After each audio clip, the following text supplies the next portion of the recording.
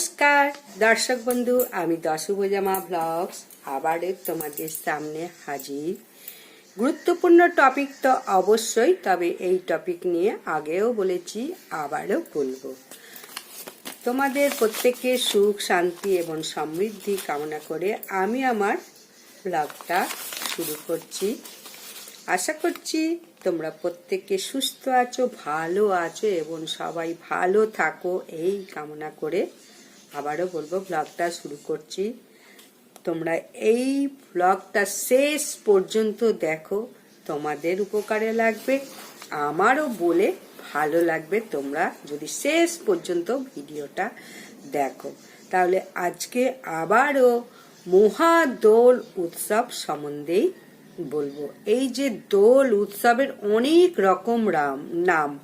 হোলিকা দহন হয়েছিল বলে হোলি উৎসব, ফাল্গুনী বসন্ত পূর্ণিমা তিথিও এটাকে বলা হয়। ফাল্গুন মাসে বসন্তকালে এটা হয়েছে বলে ফাল্গুনী বসন্ত পূর্ণিমা তিথিও বলা হয়। আবার গৌর পূজাও বলা হয়। গৌরাঙ্গ শ্রী শ্রী মহাপ্রভু গৌরাঙ্গর আবির্ভাব হয়েছিল এই দিনকেই, এই হোলির দিনকে, ফাল্গুনী পূর্ণিমা তিথিতে, তাই এটা গৌর পূর্ণিমা নামেও খ্যাত। আর দোল পূর্ণিমা তো অবশ্যই শ্রীকৃষ্ণ এই দিনকে প্রথম রাধিকাকে দোল মাখিয়েছিল বা রং মাখিয়েছিল। তার কারণ একটা ছোট্ট ঘটনা আছে। যখন শ্রীকৃষ্ণ গায়ের রং তো কালো আর রাধিকার রং খুব সুন্দর গৌর বর্ণ, তাই মা যশোদাকে ছোটবেলায় জিজ্ঞাসা করেছিলেন যে আমার গায়ের রং এরকম, আমি দেখতে এরকম, রাধিকা অত সুন্দর কেন, অত রং গৌর বর্ণ কেন, আমার বিপরীত কেন? তখন মা যশোদা মানে ইয়ার্কির ছলেই বলেছিলেন যে তুমি তাহলে ওই পূর্ণিমা আসে, পূর্ণিমার দিনকে একটু আবির মাখিয়ে দাও, তাহলে তোমার রং রাধিকার রং সকলের রং এক হয়ে যাবে। তখন আর ফর্সা কালো বা শ্যামা গৌর এইরকম কোনো রং বুঝতে পারবে না। সেই থেকেও দোল উৎসব বা আবির খেলা উৎসব, রং খেলা উৎসব এটাও বলা হয়। অনেক রকম কারণ আছে। আর এই পূর্ণিমা তিথিতে অনেক কিছু করা যায় বাড়িতে। বললাম যে প্রথম দিন বলেছি পূর্ণিমা তিথিতে রাত্রিরে যদি এক ঘটি জল দিয়ে মানে বসিয়ে দেওয়া হয় ছাদের ওপরে, সেই জল ছাড়া জায়গায় যদি ছড়িয়ে দেওয়া হয়, সেটাও বাড়ির খুব মানে পুণ্য হয়, ভালো হয়, বাড়ির মঙ্গল হয়। আবারও বলবো আজকে আরো অনেক মানে কথা এই দোল পূর্ণিমার দিন কি কি করতে হয়। সর্বপ্রথম এবারে বলবো দোল পূর্ণিমা তিথিটা লেগেছে অবশ্যই ফাল্গুন মাসে পূর্ণিমা তিথিতেই এটা হয়, কিন্তু এবারে চৈত্রতে পড়ে গেছে অধিকতম মাসের জন্য। বাংলার 10ই চৈত্র 1430 পূর্ণিমাটা লাগছে। ইংরাজির হচ্ছে 24শে মার্চ রবিবার সকাল 9:43 এই পূর্ণিমাটা লাগছে। আর ছাড়ছে বা পারণ 25শে মার্চ সোমবার সকাল 11:48। তাহলে সময়টা খুব সুন্দরভাবে মাথায় রাখো। আমি কি বলতে চলেছি এই সময় মেনেই জিনিসটাকে করো। আমি বলবো এই দোল পূর্ণিমার দিন সত্যনারায়ণের সিন্নিটা যারা পারবে একটু বাড়িতে দাও। কবে দেবে? এই যে পূর্ণিমা যখন লাগছে, নিশি পালন যেদিনকে হচ্ছে, শিবরাত্রি যেমন নিশিটা পাওয়া যায় সেদিনকেই সাধারণত শিবরাত্রি পালন করা হয়, এটাও ঠিক তাই। নিশি পালন 24শে মার্চই লাগছে। নিশি পালন রাত্রিরে হচ্ছে সকাল 9:43 যেহেতু শুরু হচ্ছে, রাত্রিটা পাচ্ছে রবিবার দিনই। তাই এই রবিবার দিন সকাল 9:43 সময়টা খুবই সুন্দর। তোমরা একটু বাড়িতে সত্যনারায়ণের সিন্নি দাও, নারায়ণকে একটু সিন্নি দাও। সেই সিন্নির ফর্দটা আমি তোমাদের এখন বলবো।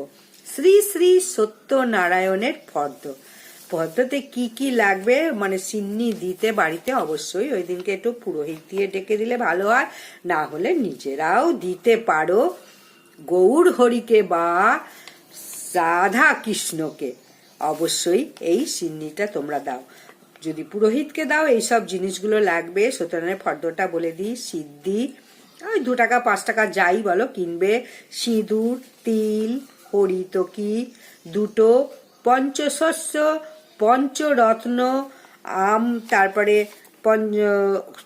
শশিস ডাব, আম সখা একটা, আম পল্লব যেটাকে বলে, চাঁদমালা একটা, তীর কাঠি 4টে, সাদা সুতো 2টো, গঙ্গা মাটি, গঙ্গা জল, পৈতে 5টা, ছোট আর বড় 2টো, 5টা ছোট আর বড় 2টো, ঘটের গামছা একটা, নতুন বস্ত্র একটা, নতুন ছুরি একটা বড়, পান 25টাও দিতে পারো, 5টাও দিতে পারো, যেটা ইচ্ছা।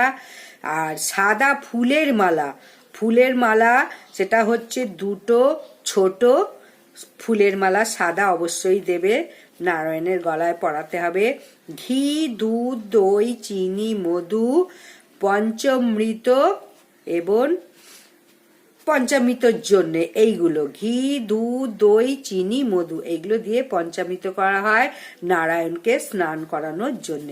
আর ধূপ, দীপ, কর্পূর, কুচো ফুল, তুলসী পাতা অবশ্যই নারায়ণের ভোগে দিতে হবে।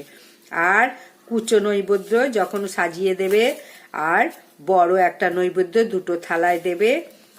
সিন্নি যদি করো, সিন্নির নিয়মটা বলছি দেখো, আটা 1 কেজি 250 অবশ্যই মাপ করে নেবে, গুড় বা চিনি, আটা বা ময়দা 1 কেজি 250 আটা, গুড় 1 কেজি 250, দুধ 1 কেজি 250, এটা একটু বেশি দিলে ভালো হয়। 1 কেজি 250 মাপ তো দিতেই হবে। কাঁঠালি কলার মাপ হচ্ছে 21টা। আর চিড়ে মুড়কি এগুলো দিতে পারো, বাতাসা, আর গোটা 20টা মানে বাতাসা 20টা মতো আনলে হবে। আর ভোজ্য একটা মানে যেটা দেওয়া হয় ভুজ্জি পুরোহিতকে, আর দক্ষিণা তো দিতেই হবে। এইটা হচ্ছে সত্যনারায়ণের ফর্দ। হোম করতে চাও, হোমের জন্য কি লাগছে বলে দিই। হোমটা আমি বলবো, বাড়িতে অবশ্যই বছরে একবার হোমটাও দাও। সমস্ত রকমের বাস্তুদোষ, পিতৃদোষ, নবগ্রহের দোষ, এসব দোষগুলো তো কেটেই যাবে, বাড়িতে পজিটিভ এনার্জি ঢুকবে, যত রকমের সমস্যা আছে দূরে চলে যাবে, দূরীভূত হবে। ভক্তি করে যদি নারায়ণের সিন্নিটা এই দিনকে দিতে পারো। এবং হোম সহযোগে, হোমের কি কি লাগবে বলে দিই। বেলকাঠ 500 গ্রাম, যোগী ডুমুর পাতা পাওয়া যায়, সমস্ত কিছু দশকর্মার দোকানেই পাওয়া যায়। এবং কলা লাগবে একটা, সবরি কলা, কাঁঠালি কলা নয়, সবরি কলা, বেল পাতা 28টা, আর ঘি 100 গ্রাম, ছুরি একটা হোমের জন্য লাগবে। আর পূর্ণ পাত্রে একটা আতপ চাল, তাতে পান, সুপারি, পয়সা, বাতাসা, আর একটা ওই সবরি কলা এই দেবে। তাহলে হোমের চেলি তো অবশ্যই থাকবে, একটা সাদা রঙের হোমের চেলি লাগবে, ওই হোমের চেলি দিয়ে পাট কাটি লাগবে। এই হচ্ছে হোমের ফর্দ। তাহলে অবশ্যই তোমরা নারায়ণের সিন্নি দাও। এবারে খুব সুন্দর সময় পড়েছে, রবিবার দিনকেই সিন্নিটা দাও। দোল তো সোমবার দিন 25শে মার্চ, কিন্তু যেহেতু আগের দিনকে পূর্ণিমাটা পড়েছে, তাই সত্যনারায়ণের সিন্নির দাও এবং সত্যনারায়ণের পূজা করো, আরাধনা করো, ভক্তি করো। অবশ্যই তার সঙ্গে আবির থাকবে, মঠ থাকবে, এগুলো নিজস্ব জিনিস।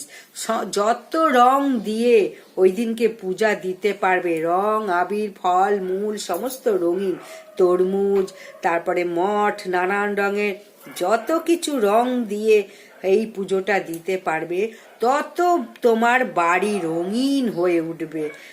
সুখের চাবিকাঠি তোমার ঘরে প্রবেশ করবে, সারা জীবন সুখে থাকবে, সারা বছর সুখে থাকবে।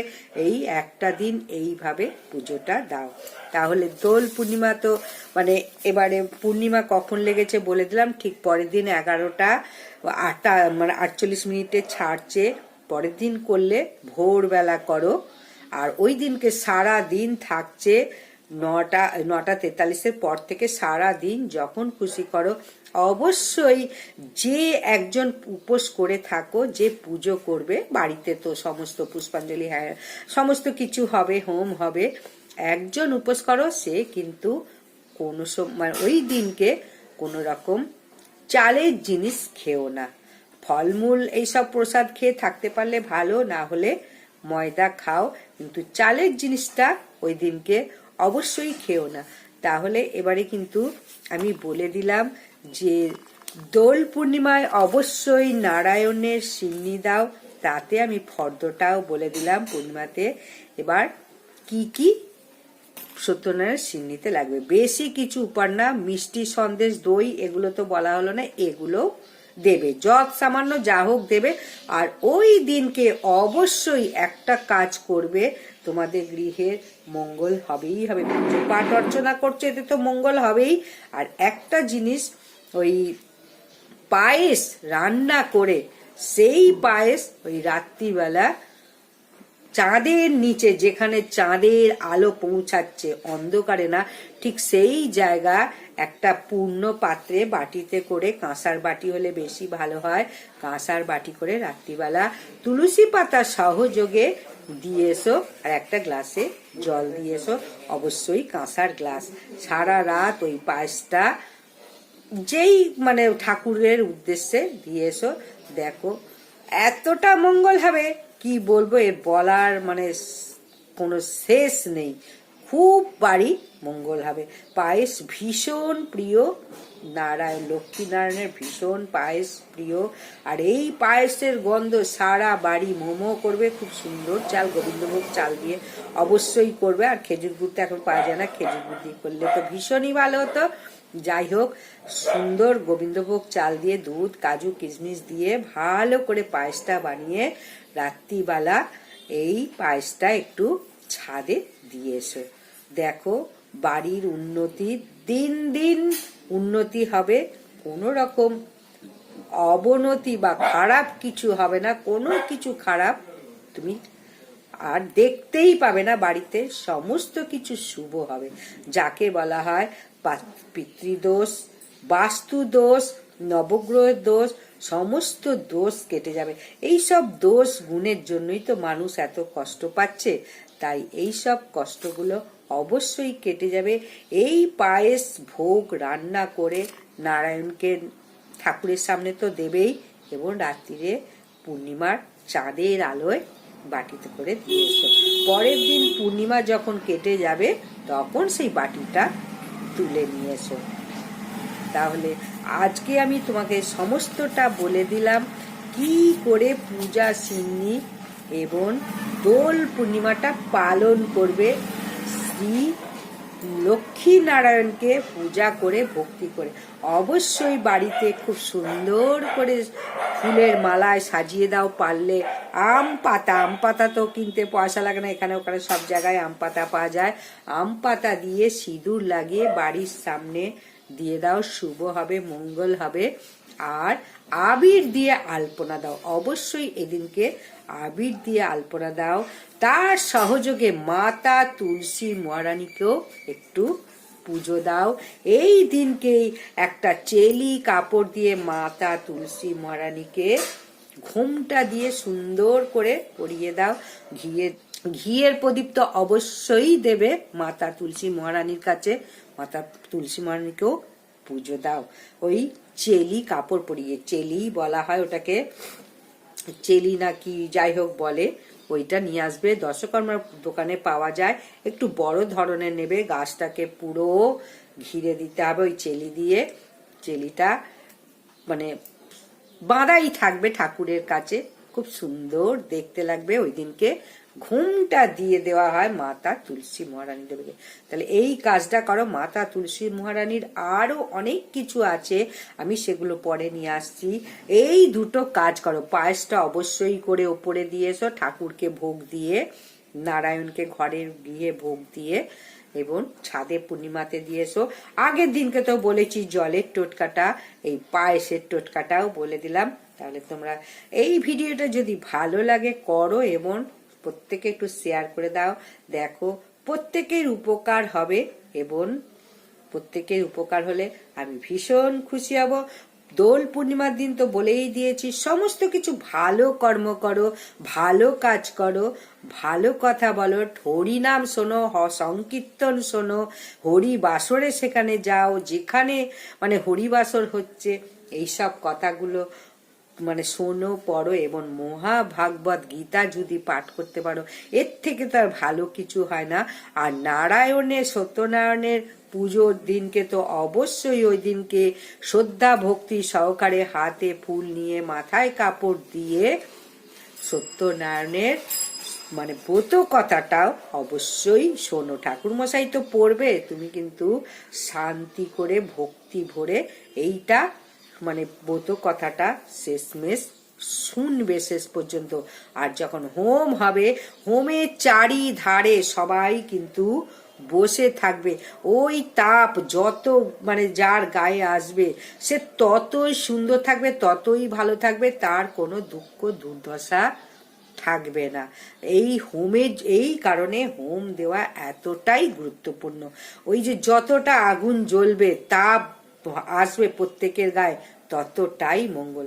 অবশ্য হোম মানে যখন হবে তখনও মাথায় ঘোমটা দিয়ে হোমের তাপটা নাও। টিপ তো অবশ্যই নেবে সবার শেষে। তাহলে আজকের মতো বিদায়।